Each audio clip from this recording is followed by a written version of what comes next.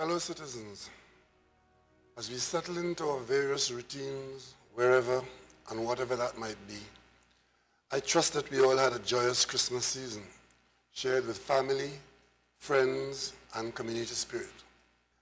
As we reflect on the arrival of 2018 and all that it holds for us, let us spare a thought or a prayer for those individuals and families who have been victims of violent crime from one direction or another. Their pain is our pain.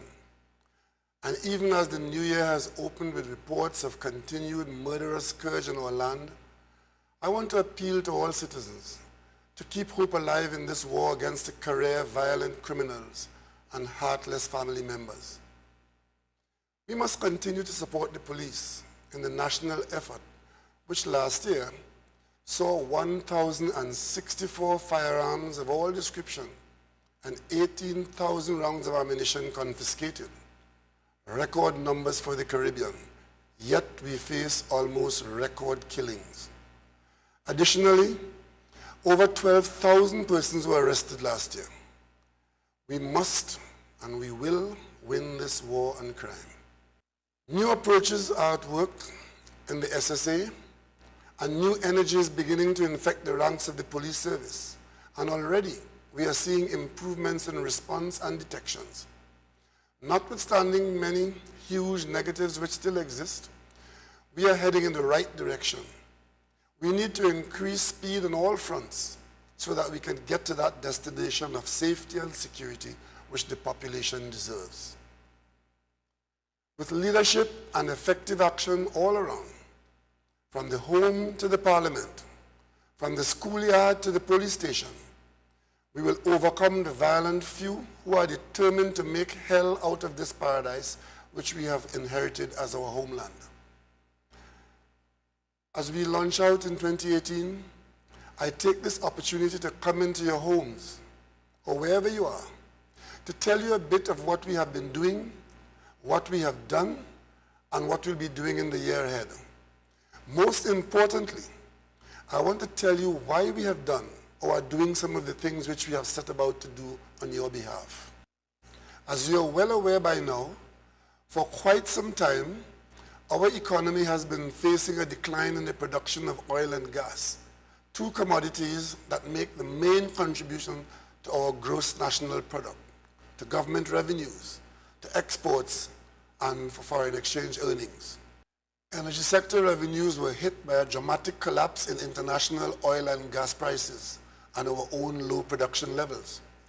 The combination of these factors gave rise to a sharp decline of over 90% in revenues coming from our energy sector in a short 2-year period. To illustrate the extent of our predicament, oil prices fell from $106 per barrel in June 2014 to $30 per barrel in February 2016, which coincidentally was just 5 months after this PNM returned to government.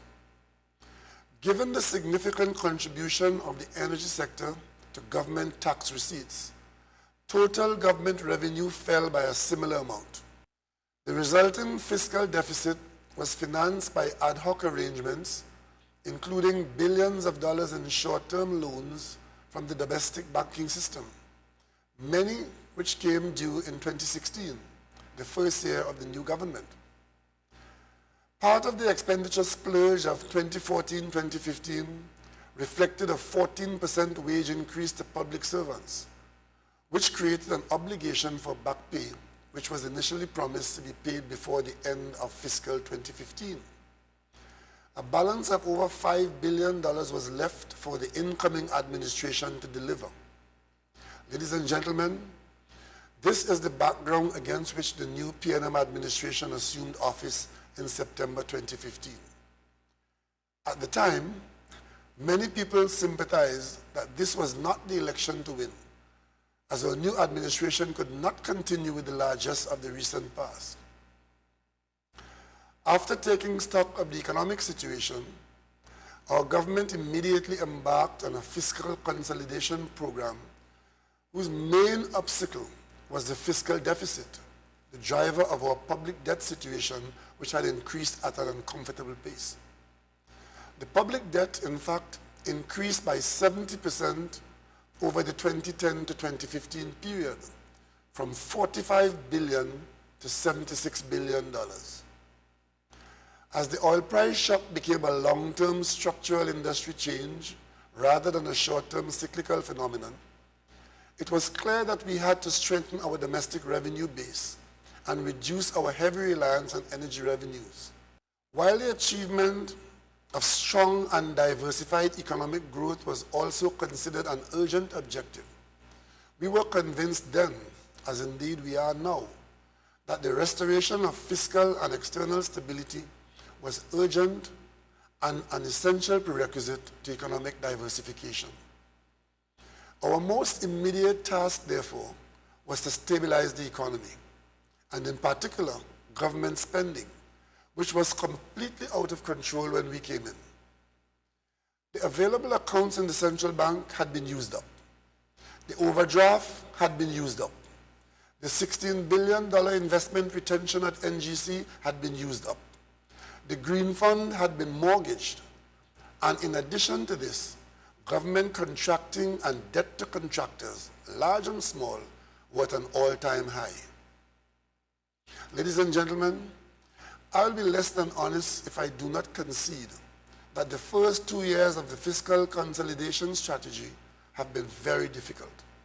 I can only say with satisfaction that we have made important progress in that we have begun to successfully address some of our entrenched vulnerabilities and to make the hard decisions that are indispensable to our long-term economic survival. Even so, as we struggled with the existing high debt load, this new assignment could not have been done without resorting to new borrowing to prevent the economy from collapsing completely. In these difficult times, the government gets voluminous divergent advice from a variety of quarters, none of which is without some element of negative side effects. One persistent view from some prominent quarters is that we have not cut expenditure sufficiently and should have made much deeper cuts at the beginning of our tenure. These kinds of advice, useful and informed as they are, usually are never accompanied by any list of the consequences of such actions as advised. It would have been a much more arid and barren land had we not managed the last 2 years with a steady hand, making the adjustments along the way with far less available revenue. Our future would have been far less hopeful than it is now. Ladies and gentlemen, we started our adjustment program immediately in late 2015, when we ordered a 7% cut in public expenditure, except personnel. We also took initial additional steps to reduce expenditure, including a phased reduction in fuel subsidies. It's worth recalling that prior to 2015, the government had spent as much as $7 billion per year subsidizing the cost of gasoline and diesel, a subsidy that can no longer be afforded, nor is it the highest priority when funds are desperately scarce. We systematically lowered overall expenditure from $63 billion in 2015 to a budgeted $52 billion in 2018. In order to have a development program, this lowered figure of $52 billion includes a $10 billion gap to be filled by borrowings and asset sales. Without these initiatives, and in the face of the much lower national budget, then overall economic collapse was the alternative, given the dominant role that government expenditure plays in sustaining the national economy in both the public and the private sector. On the revenue side, we took steps to restore the original purpose and intent of the value-added tax, which had been severely undermined in 2012 when some 7,000 non-essential items were exempted from VAT for purely political reasons. Along with restoring VAT to primarily non-essential items, we reduced the rate from 15% to 12.5% to soften the impact on consumers. Our first year in office was particularly challenging, as energy revenues fell by a further 50% in that year alone, because of a further decline in oil and gas prices, compounded by the fact that petroleum companies made full use of the inordinately generous fiscal incentives negotiated in 2014, where oil and gas companies were given the ability to engage in accelerated write-off of capital expenses.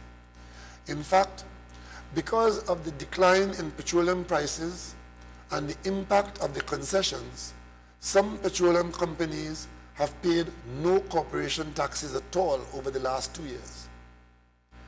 The chronic financial difficulties at Petrotrin have further exacerbated this problem because although Petrotrin produces over 50% of the country's oil, it is not paying its oil royalties and taxes in any timely manner or at all, which is an unacceptable state of affairs that will not be allowed to continue in 2018.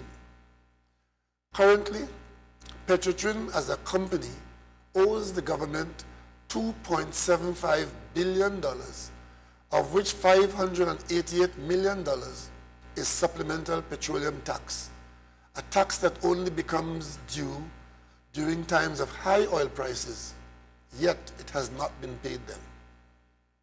What this means is that even as oil prices have rebounded somewhat, the structures in place conspire to ensure that the government obtains precious little consequential increase in revenues. With a sharp drop in government revenues, we were unable to immediately meet all the arrears of back pay for public servants left by the previous administration. However, we managed to negotiate a solution with the relevant unions and have paid the billions of dollars over a 2-year period. Incidentally, I have never heard this mentioned by a single labor leader. Voices that are routinely condemnatory and accusatory where government actions are concerned. In that first year, we met our budget financing commitments with the aid of some one-off revenues in the form of extraordinary dividends from state enterprises and from asset sales. We also had the first ever drawdown from the Heritage and Stabilization Fund and relied upon the proceeds of a very successful $1 billion international bond placement. For the fiscal year 2017, the government announced a broader range of revenue measures, including increases in the rate of income tax on chargeable incomes from individuals and companies in excess of $1 million, the so-called millionaire tax, increases in taxes on alcohol and tobacco, and a 7% levy on online purchases. Two other revenue initiatives that were announced in the 2017 budget could not be implemented as proposed.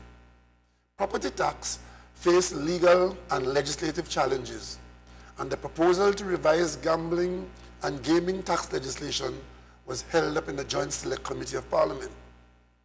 However, we expect to make significant progress on these two items in 2018.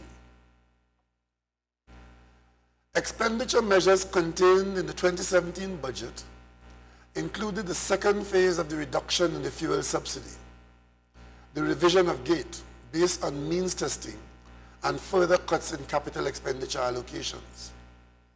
Ladies and gentlemen, I wish to make it clear that I'm fully aware of the impact of expenditure cuts on the macro and microeconomy and the effect of these cuts on people.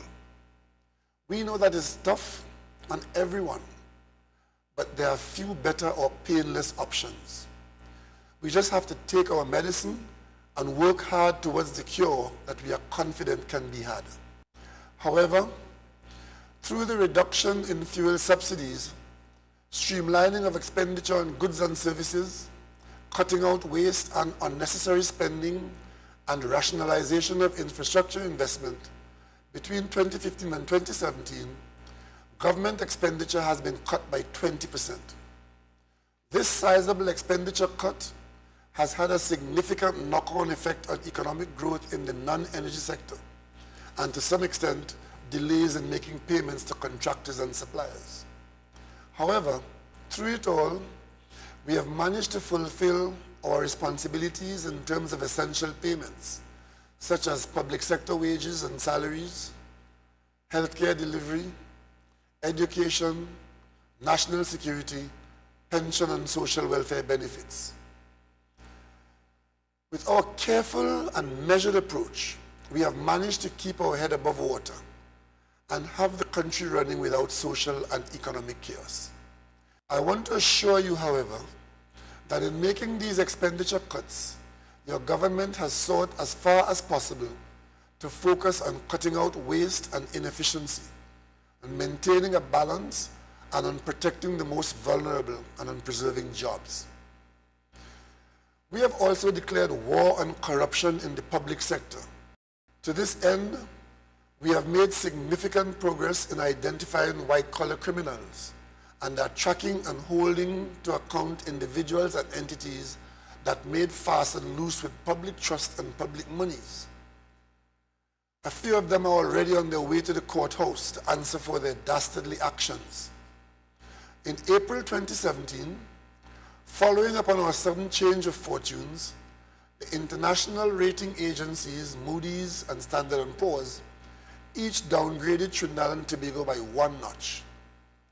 Moody's downgrade was to a sub-investment grade of BA1, while Standard & Poor's rating kept us at an investment grade of BBB+. This unavoidable development had the additional negative effect of having us become liable to repay a $100 million debt immediately. Difficult as that was, we were able to comply so as to stave off even graver consequences. The level of public debt at about 62% of GDP is now considered to be at the high end of the range for a country rated as investment grade. While our level of foreign debt at around 15% of GDP is considered moderate, our debt profile is complicated by $8.4 billion stock of short-term debt engaged in by the previous government. Our public debt service payments at over $7 billion per year are also considered high in a total national expenditure package of around $52 billion. This means that scarce resources that should be allocated for productive investment, for capital development, and social programs are now being consumed in debt service for loans, some of which were of dubious value. This government has taken stock of the poor approach to debt management that existed and is now ensuring that new loans are in the longer-term maturity range. We have also accessed new sources of funding from multilateral agencies such as the CAF and the IDB, and as difficult as the situation is, we have managed to stay within our public debt target of 65% of GDP over the medium term. We know that additional measures are needed over time to deal with this major external shock, but the government also has the responsibility to take into account how much the society can bear at any given time. And that is why we have decided to use some of our fiscal buffers, such as the Heritage and Stabilization Fund, for the purpose they were intended, and to spread out the adjustment over a period of time. The 2018 budget saw a virtual end to fuel subsidies, the introduction of a 35% corporation tax rate for banks, and the introduction of a 12.5% royalty for petroleum companies, as well as higher taxes for the gambling industry. All of this was in keeping with our policy that everyone must share in the burden of adjustment, each according to his ability to contribute. The government is also working assiduously to complete the legislative and other formalities that are needed to start the implementation of the property tax and the introduction of the much-needed revenue authority. We are thus confident that barring another external shock, this comprehensive revenue generation package and continued expenditure restraint will lead to a significant reduction in the overall deficit as we go forward. Fellow citizens, there are two fallacies about our government's approach to economic policy making that are being propagated that I would like to debunk at this juncture. The first is that the adjustment is being borne disproportionately by the lower income groups. This is obviously incorrect and nothing more than political posturing on the part of some and deliberate misinformation on the part of others. The facts are that the government has taken great pains to ensure that the burden of adjustment is widely spread and that measures are always put in place to ease the impact on the poor. Let me quote just a few of these examples. In the 2016 budget, the personal income tax allowance was increased from $60,000 a year to $72,000 a year. This allows an estimated 59,000 lower income workers to escape the income tax net and provided an additional income to those earning under $6,000 per month. In contrast, the income tax rate for individuals and corporations with taxable income in excess of $1 million was increased from 25% to 30%. Basic food commodities that comprise a large share of the budget of the lower income groups continue to be VAT exempt. The changes to the GATE program, which are based on means testing, continue to favor lower income groups. Thus, for example, students whose monthly family income is $10,000 and below continue to enjoy free tertiary education. Those with monthly family incomes between $10,000 and $30,000 pay 50% of tuition fees, while those with monthly family incomes that exceed $30,000 receive no GATE subsidy. Medical supplies for chronic ailments continue to be available as a great relief through CDAP. The government continues to hugely subsidize electricity and water rates, air and sea transportation, and mortgages for low-income houses constructed under government programs. It is to be noted that some taxi fare increases are far larger than warranted by the increase in the diesel price. I would hope that the consumers are not being exploited, particularly when one takes into account the fact that maxi taxi owners continue to enjoy waivers from VAT, import duties, and motor vehicle taxes on purchase of their vehicles.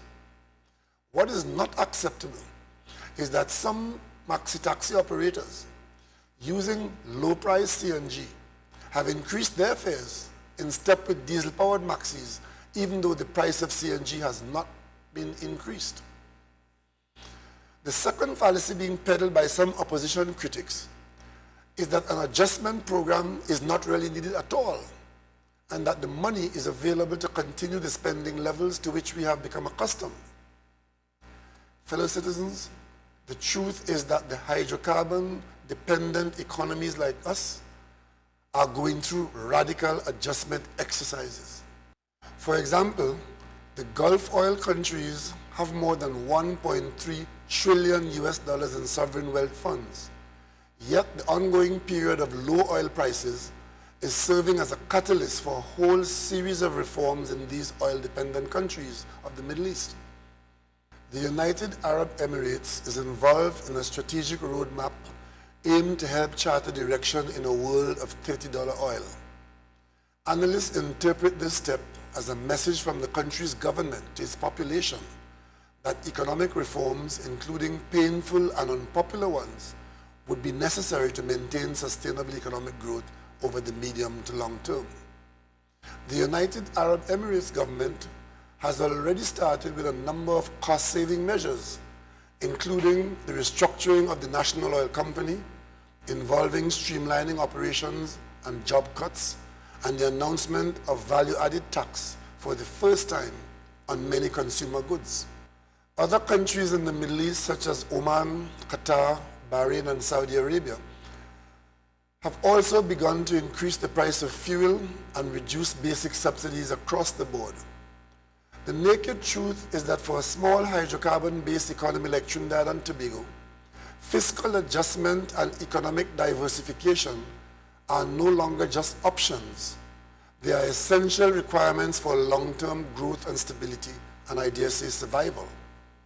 Ladies and gentlemen, this government is very committed to work towards overall fiscal balance by 2021 through continued prudent expenditure management combined with additional non-energy revenue mobilization efforts and economic diversification.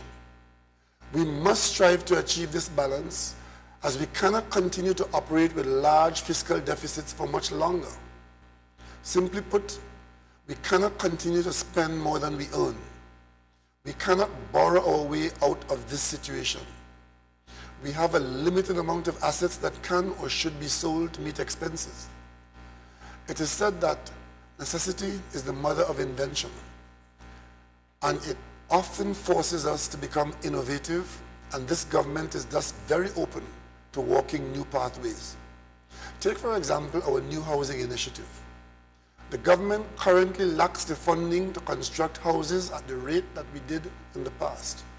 But we are committed to providing affordable housing to as many people as possible. So what have we done? We have developed a policy where we are encouraging the private sector to get involved in the financing and construction of public housing. Housing units built to the government specification and at affordable prices will be the subject of a grant of up to $100,000 for each completed unit that is sold to applicants on the HDC's database. The HDC has already reported private sector expressions of interest in 2,600 units at 14 locations nationwide, from Malabar to Moruga, from Cora to Corinth. In this way, the government's scarce resources can be refocused on the provision of more rental accommodation and low-cost housing, while the private sector focuses on middle-income housing, and this is a win-win situation for everyone. In the same vein, while our public sector investment program has been short on financing, many are surprised at how much we have been able to accomplish through careful planning and by reducing waste and corruption. Ladies and gentlemen, the government is reasonably confident that the economy will begin a slow recovery in 2018. This would initially be based on a strong turnaround of the energy sector as several new gas projects come on stream. The housing and infrastructure projects will provide many jobs and the much needed additional stimulation of the economy. The government is committed to aggressively pursuing all available solutions to solve the gas supply challenge in the shortest possible time frame. We opened 2017 without a settled price for new gas in the industry, and this had the effect of dampening investment initiatives in our major areas of gas production.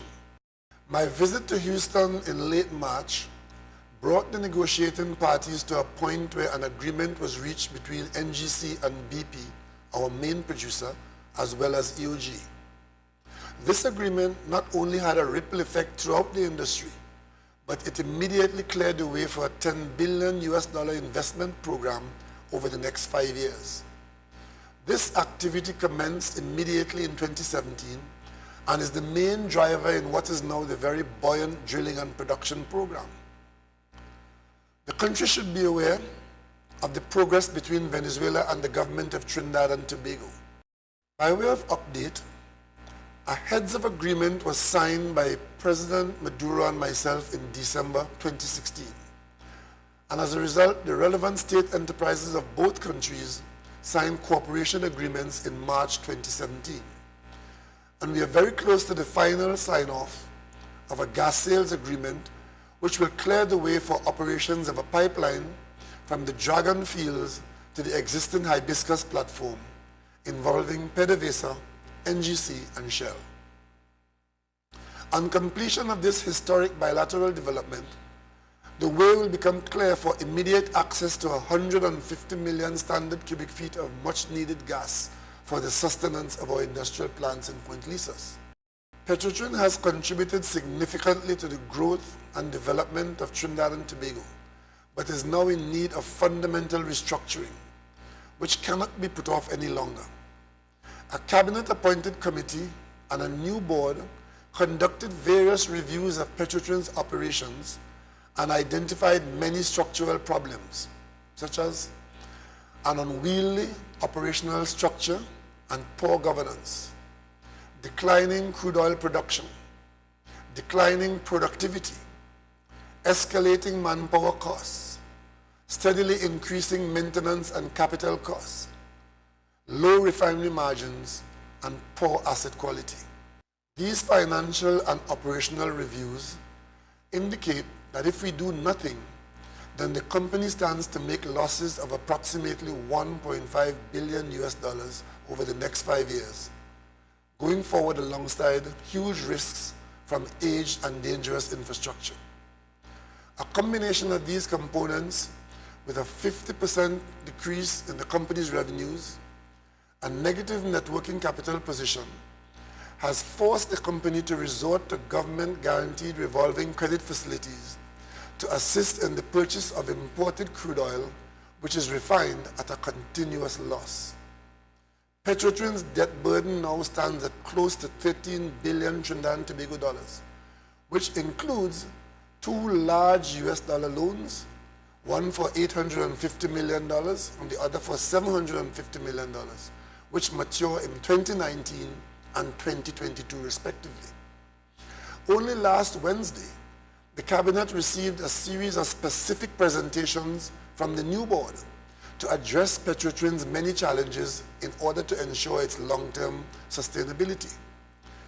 It is our intention to fix Petrotrin's problems once and for all in 2018, so that the company can service its debt and taxes, thereby contributing to government's revenue and the country's development in the way that it should, as well as providing job security for an adequate quota of high-performing employees.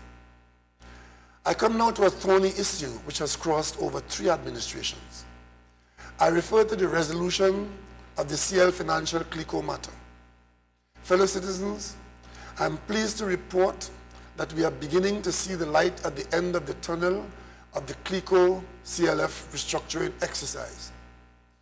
You may recall, ladies and gentlemen, that in June 2009, the government of Trinidad and Tobago, CLF directors, and a majority of CLF shareholders entered into a shareholders agreement which was extended 17 times up to 2016. The intention of this agreement was to repay the substantial sum of $23 billion of taxpayers' money as a bailout to CLICO, a privately owned company. However, this repayment never materialized as anticipated. In 2017, $15 billion of debt owed to the government was not appearing as a liability at CLF, and under the guidance of former government ministers, the private shareholders refused to continue extending the terms of the agreement and moved for an AGM to take back control from the government without fully acknowledging a debt to the taxpayer of $15 billion, nor making any satisfactory provision to repay the outstanding monies. To date, the government has been repaid just over $8 billion by CLICO, which has left the balance outstanding to the government at $15 billion. The government in 2017 successfully applied to the court to wind up the company in order to liquidate the assets and repay the taxpayers.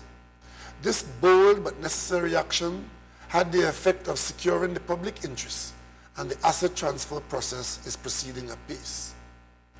In order to ensure the widest possible public participation in ownership of these shares, it is our intention that the major assets of the group, as they become available from the liquidators, will be placed in a newly created National Investment Fund, the NIF, and where units will be available for purchase by all.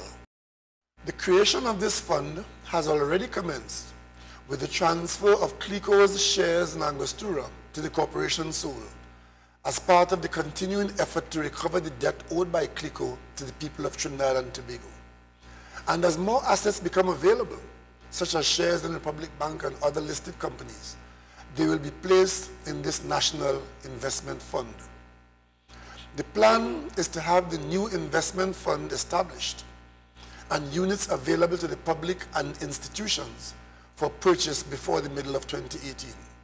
It is noteworthy that we do not believe that it is in the public interest that the CLF and CLICO companies be sold to selected private individuals, but rather that these assets should be preserved and maintained for the benefit of all citizens who would share in them by purchasing units in the NIF or through UTC, or be a beneficiary through the NIB.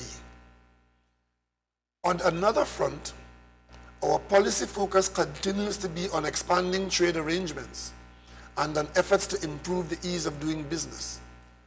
Already, investment projects valued at about 1 billion Trinidad and Tobago dollars have been approved for possible implementation during 2018. In addition, we are actively seeking to attract investment through the development of ICT hubs and industrial parks. In Moruga, we have the Agro Park. In Phoenix Park, we are doing a 133-acre industrial estate. Given our geographical position, we are also pursuing a possible major investment in the International Maritime Industry Service.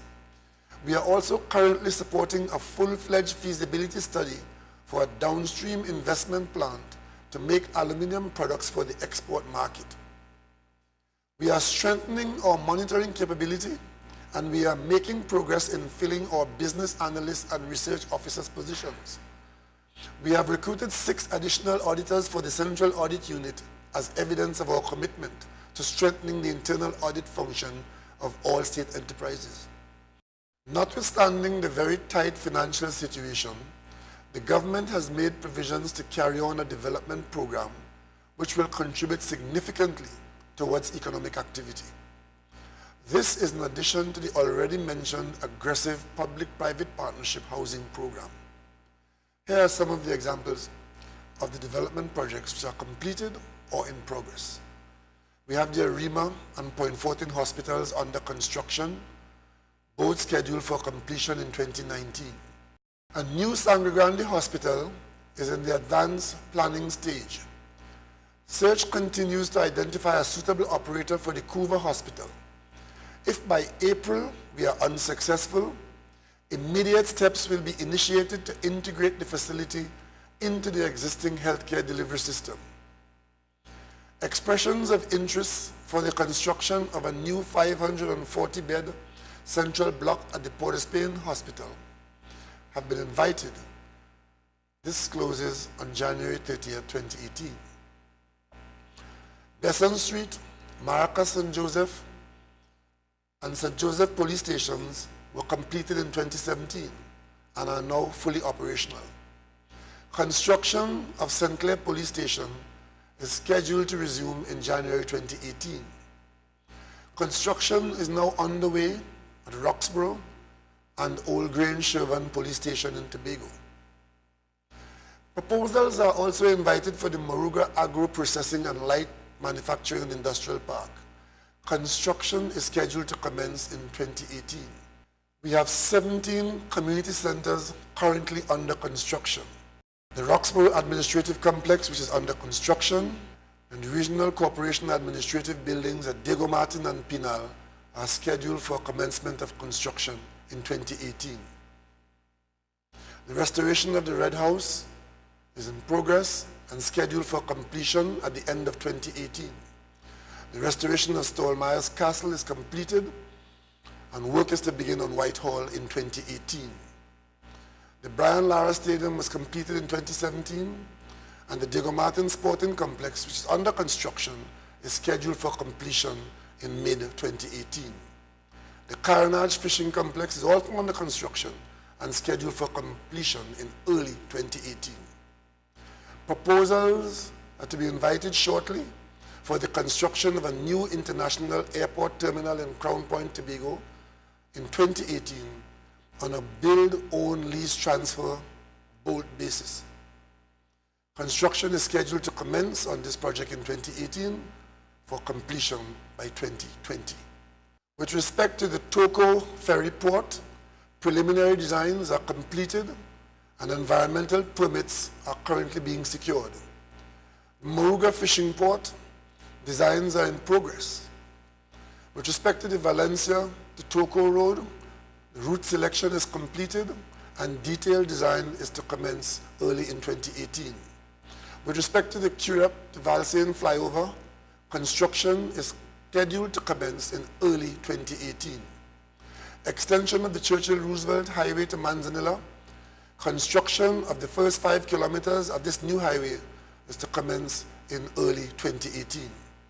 With respect to the Point 14 highway, construction resumed in June 2017, Work is in progress on South Trunk Road from Dumfries Road to St. Mary's Junction, and bridges are being constructed at Mosquito Creek and on the Godino River. 4 more construction packages are to commence in early 2018, such as the Southern Main Road to Dunlop Roundabout, Mondesir to Eccles Trace, St. Mary's Junction to Mondesir, bridge works at Guapo, Mondesir, and on the Oropouche River. With respect to our tourism and recreational facilities, the Maracas Beach upgrade, we've seen the car park completed along with the roadway. Vending booths and public bathrooms and water treatment plants are scheduled for completion in early 2018. There are a number of coastal protection projects, several of which will commence in 2017 and which will continue through 2018. These are South Cocos Bay, Sans Souci, Queen Anne, Matlot, and Grand Riviere stabilization works, shoreline management plan for the project at Manjanilla Beach. 2017 was a more than challenging year for the Port Authority and the people of Tobago in particular. The cargo ferry service provider broke his contract and withdrew the vessel when wholly unacceptable terms could not be met. The passenger ferry service also presented challenges due to the absence of routine dry docking during the earlier years. The tender process for a substitute passenger vessel became the 6th consecutive aborted tender on the port. In the face of this, a cabinet subcommittee was immediately instituted to contact and engage international brokers to locate a suitable vessel for lease, using NIDCO as the contracting party. During the search, a suitable new vessel, which had not been put into service, was found by one broker, and this vessel was available for sale. We had all the necessary inspection, examination, certification checks, and sea trials done on this vessel. And after all satisfactory reports were obtained, steps have now been taken to purchase this vessel. On completion of this process, the vessel should arrive in the country within weeks from a port in Asia. The introduction of this vessel on the sea bridge should see a dramatic improvement in the service capacity and reliability that would bring considerable relief to the long-suffering people of Tobago from the early months of 2018. Fellow citizens, it should be clear to all that we are a nation with many challenges, but what should also be clear is that we are not a nation without hope. Let us behave like a responsible people who are prepared to put our shoulders to the wheel and make our individual presence felt. There is much more adjustment to come before we clear these dangerous rapids towards calm waters. Let our collective New Year resolution be, together we are stronger, strong enough to get it done. Let's do this, and may God continue to richly bless Trinidad and Tobago. Thank you for your patience, and thank you for your attention.